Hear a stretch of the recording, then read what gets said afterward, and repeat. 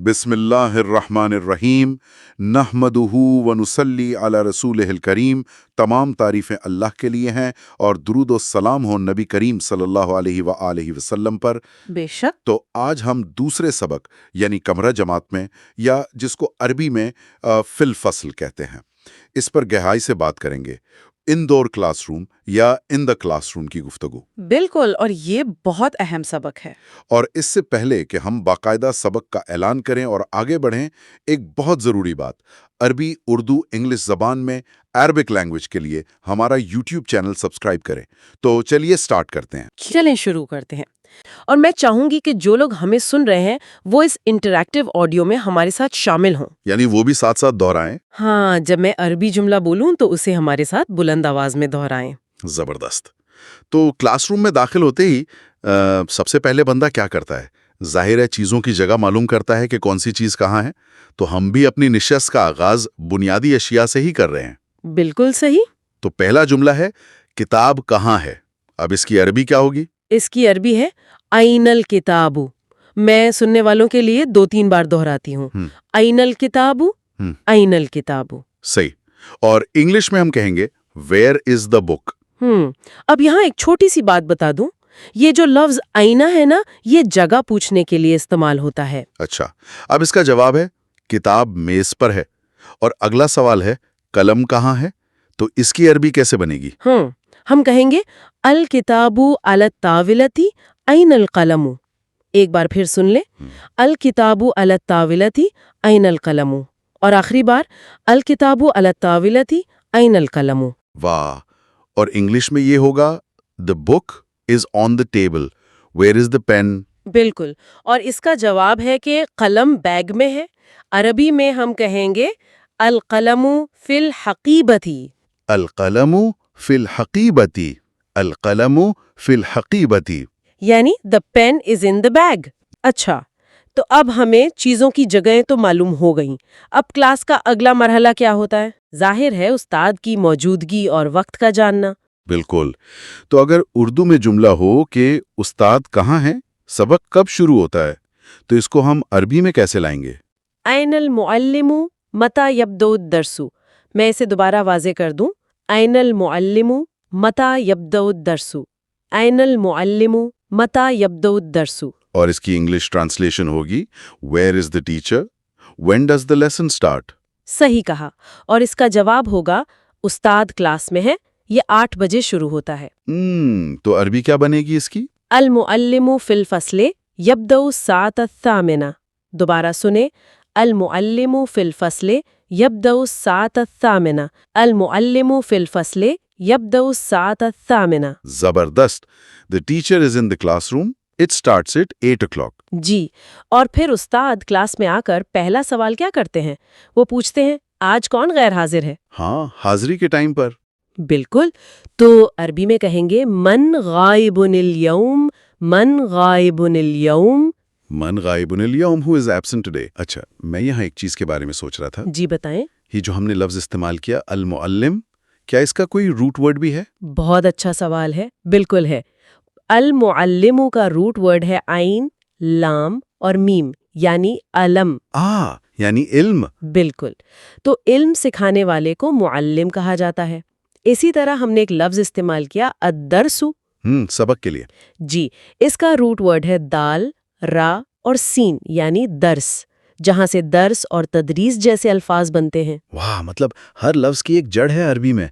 वैसे मेरा एक और सवाल भी था। जी पूछे। ये जो लफ्ज हमने वक्त के लिए इस्तेमाल किया मता यानी कब, तो क्या ये मता सिर्फ क्लास के वक्त के लिए इस्तेमाल होता है या किसी भी वक्त के लिए इस्तेमाल कर सकते हैं? नहीं, ये सिर्फ क्लास के लिए नहीं है।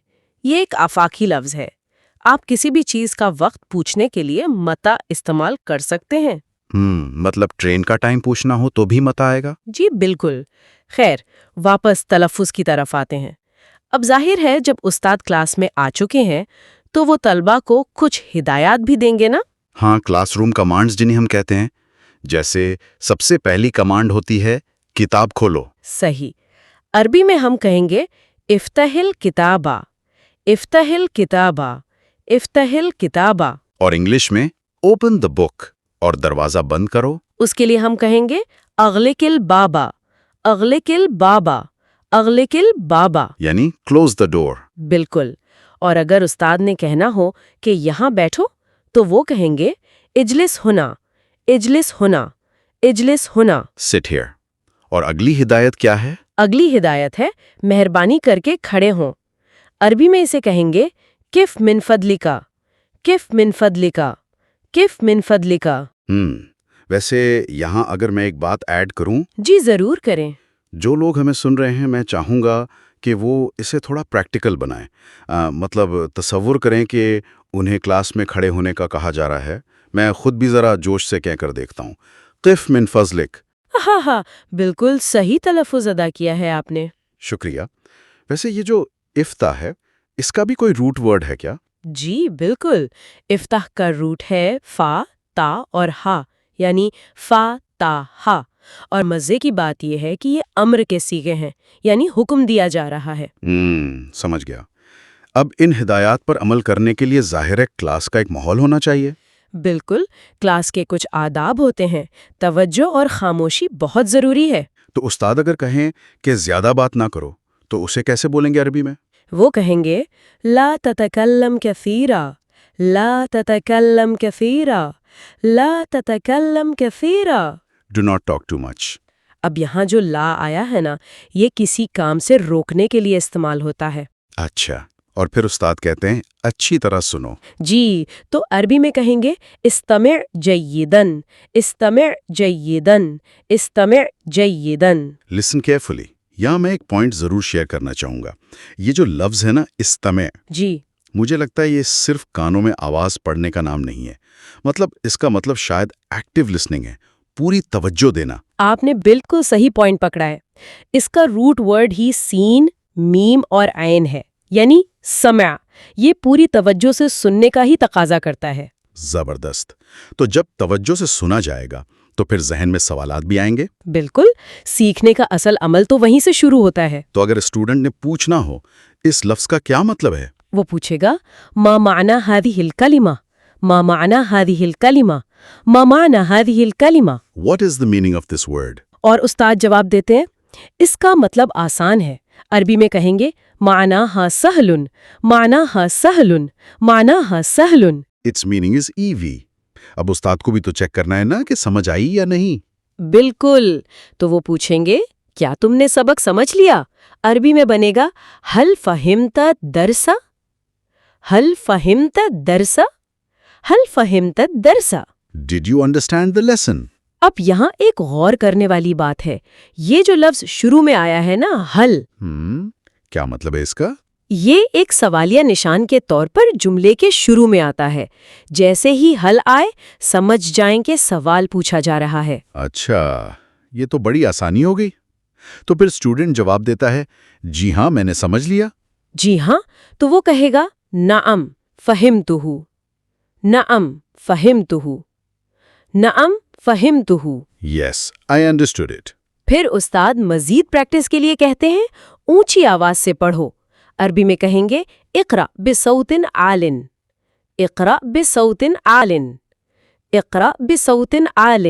Red loudly. میں تو سننے والوں سے بھی یہی کہوں گا کہ واقعی ان جملوں کو اونچی آواز میں پڑھیں. بالکل. اس سے جھجک دور ہوتی ہے. اور پھر استاد کہتے ہیں جملہ دوبارہ پڑھو. عربی میں اعید الجملہ، اعید الجملہ، اعید الجملہ. Repeat the sentence. اور پھر لکھنے کا مرحلہ آتا ہے. استاد کہتے ہیں کاپی میں لکھو اکتب فی الدفتر، اکتب فی الدفتر، اکتب فی الدفتر. رائٹ ان دا نوٹ بک. اور یہاں اکتب کا روٹ ورڈ ہے کاف، تا اور با، یعنی کتبہ. جیسے کتابت یا کتاب. بالکل صحیح. چلیں جی، تو سبق بھی پڑھ لیا، سمجھ بھی لیا اور لکھ بھی لیا. اب اگلا مرحلہ تو وہی ہوتا ہے جس سے سب اسٹوڈنٹس ڈرتے ہیں، یعنی ہوم ورک اور امتحان. ہاں بالکل. استاد پوچھتے ہیں کیا تمہارے پاس ہوم ورک ہے؟ اور یاد ہے نا سوال کے لیے کون سا لفظ تھا؟ جی بالکل، ہیل تھا. زبردست. تو جملہ بنے گا هل عندك واجب، هل عندك واجب، هل عندك واجب. Do you have home work? اور طالب علم کہتا ہے جی ہاں میرے پاس ہوم ورک ہے. کیا یہ درست ہے؟ اس میں دو حصے ہیں جملے کے. جی تو عربی میں کہیں گے نعم عندي واجب، هل هذا صحیح؟ نعم عندي واجب هل هذا صحيح؟ ایک بار پھر نعم عندي واجب هل هذا صحيح؟ Yes, I have homework. Is this correct? تو استاد چیک کر کے کہتے ہیں جی ہاں یہ درست ہے. عربی میں نعم هذا صحیح، نعم هذا صحیح، نعم هذا صحیح. Yes, this is correct. اب اسٹوڈنٹ فل کانفیڈنس میں کہتا ہے میں امتحان کے لیے تیار ہوں، شکریہ استاد محترم. تو اس کی عربی بہت پیاری ہے. وہ کہے گا انا مستعد للامتحان شکرا یا استاذو، انا مستعد للامتحان شکرا یا استاذو. ایک بار اور سن لے، انا مستعد للامتحان شکرا یا استاذو. I am ready for the exam. Thank you, teacher. اور استاد جواب میں کتنی شفقت سے کہتے ہیں کوئی بات نہیں بیٹے.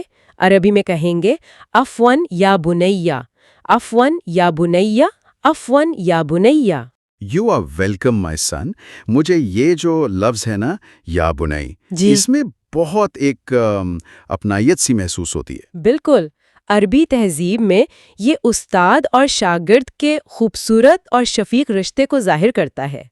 یہ صرف ایک استاد اور طالب علم کا رسمی رشتہ نہیں رہتا. اور یہ بھی دیکھیں کہ کیسے شکران اور عفوان کے ذریعے ادب اور احترام کو بنیادی اہمیت دی گئی ہے. بالکل. زبان صرف الفاظ کا مجموعہ نہیں ہوتی، یہ تہذیب سکھاتی ہے. صحیح بات ہے. اگر ہم اس پوری نشست کو سمیٹیں نا تو ایک بہت گہری سوچ ابھر کر سامنے آتی ہے. مطلب ایک زبان ہمیں نظم و ضبط سکھاتی ہے، احترام سکھاتی ہے جیسے شکرن یا استاذ کہہ کر، اور تعلق سکھاتی ہے جیسے استاد کا یا بنائی کہنا. بالکل درست کہا آپ نے. یہ جو سیکھنے کا عمل ہے یہ صرف کلاس روم تک ہی محدود نہیں رہنا چاہیے. یہ ہماری روزمرہ زندگی کا حصہ بن سکتا ہے. تو اس سے پہلے کہ ہم اختتام کی طرف جائیں، ایک بار پھر یاد دلاتا چلوں کہ مزید اسباق اور بہترین ویڈیوز کے لیے ہمارا یوٹیوب چینل سبسکرائب کریں. جی بالکل، سبسکرائب کرنا مت بھولیں تاکہ آپ مزید پریکٹس کر سکیں. اور میں تمام لوگوں کا شکریہ ادا کرنا چاہوں گی جنہوں نے اتنی توجہ سے ہمیں سنا اور مشق کی. جی سب کا بہت شکریہ.